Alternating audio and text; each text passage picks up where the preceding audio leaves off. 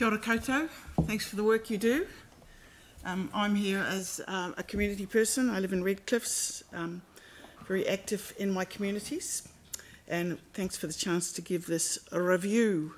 I thought I'd like to start with some good things. I thought it was fantastic that we're moving towards Māori names in the, as a normal expression. I think that's amazing.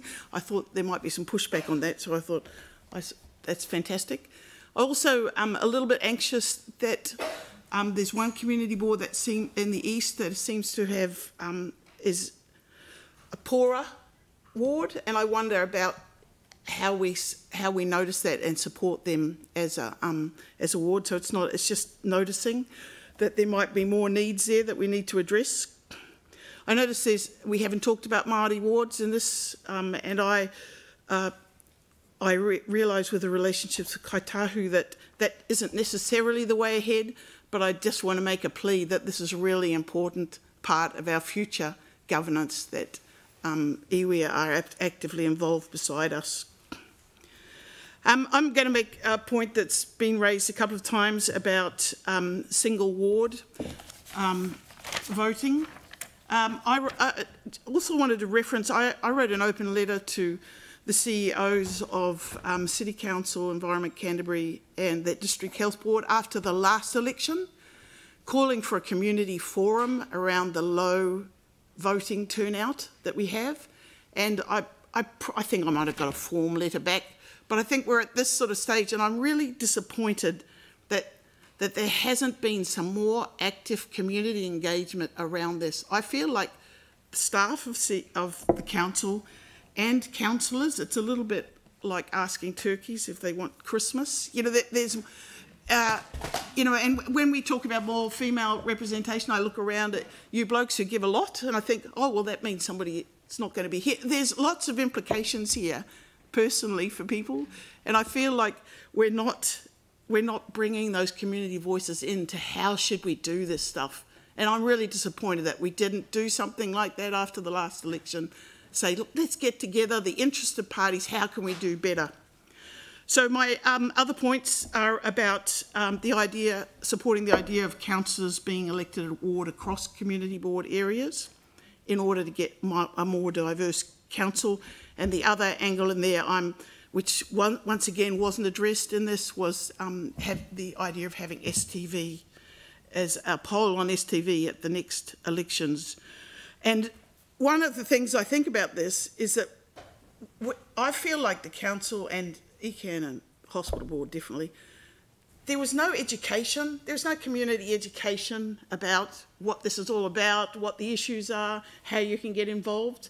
And I feel like one of the great advantages if we did have a poll on STV, there would be a whole lot of education processes around that. Say, look, this is what happens at present. I think we've got to do more about getting people engaged. That's me. Thank you. Excellent. I think that COVID-19 had a little bit to do with how we structured last year. So, sure. Sure. Yeah, but it's a point well made and well taken, I think, by all of us. Tim. Thank you, and thank you very much for your presentation. With regards to the voting numbers, what would your thoughts be with regards to having local body elections alongside and at the same time as general election? It's an interesting one. I feel personally, and talking to all my mates, by the time we get to the hospital board elections on the form, we're not having any more. Yeah, yeah, oh. Yeah, I know. Hopefully that's true. But I'm saying that it's too much. Do you know what I mean? Like even at present, to grasp. Maybe it's a good thing in terms of civics. Maybe we'd talk about it all more. Turnout. But as I understand it, the councils control or support that education process rather than the Electoral Commission. And I don't know, I feel like we could do more about that. And we're very lucky in Christchurch to have Jean Drage, an expert in studying local government actually in the city. You know, we could make a lot more use of her. Thank you. Sorry, I had someone else's hand over here. Was it you, Anne? No. Oh, sorry. Yanni? Thank you. It's just elected at large across 5 community board areas. There was a previous submitter where someone asked the question, have you looked at what it used to be like when you had basically the wealthy high voter turnout areas being represented around council when we had those larger wards? So I wasn't around here at that time, so I can't tell you. Right. Do you have any concerns that might... Of course I have concerns about that. That That's we right. should, I guess, look at things like voter turnout and socio-economic status as being, when we look at wards? Certainly. Yes, absolutely. Mike? Thanks.